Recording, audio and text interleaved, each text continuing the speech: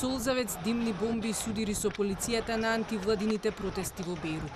Болката и солзите не ги поколебаа албанците да го продолжат она што го правеа изминативе неколку месеци.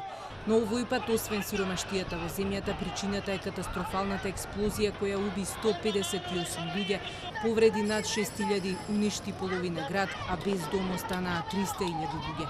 За се е виновна владата која не успева да се справи со економскиот колапс и корумпираните функционери, чија неспособност, велат, придонела за разорната експлозија.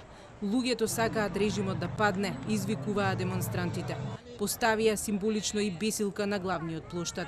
Се обидоа да стигнат до парламентот, но беа спречени од фрлениот Солзавец. Од уништената страна на градот трае потрагата по најмалку 100 исчезнати. Со голи раце се копа по рушевините во надеж дека ќе се пронајдат саканите. И војската бара. Нема одмор, само неизвестноста на оние што чекаат да исчезне.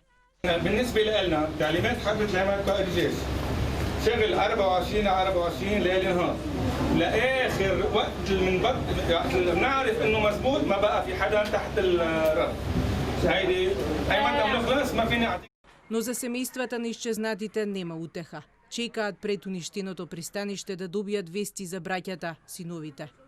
خلص شغل وبجي لعندك باخدك نطلع على البيت لعندي وبكره انا بروح انا وياك الصبح بنروح بنسجل الاولاد بالمدرسه وعازمني على الكنافه. لا انا كنت باول لحظه كنت مفكره انه هو بشي مستشفى بالمستشفيات، برمت لبنان كلها على المستشفيات، ما خليت مستشفى، كل مستشفى روح عليها مره ومرتين. قاعدين 4 أيام هون على هذا الرصيف ناطرين، لا في حدا بيخبرنا، لا حدا بيعلمنا، لا حدا بيقلنا شو عم تعملوا، شو بكون. نطلب اقل شيء رؤسائهم مسؤولين عنهم مقيمين على هذا المرفأ الحيوي. انا مش حامشي من هنا الا ما طلعوا معي لو رفات. На 25 од загинатите не им е утврден идентитетот. Најмалку 120 од 6000 повредени се во критична состојба. Хуманитарната помош веќе е пристигната. Оние кои се со полесни повреди се згрижуваат во шатори.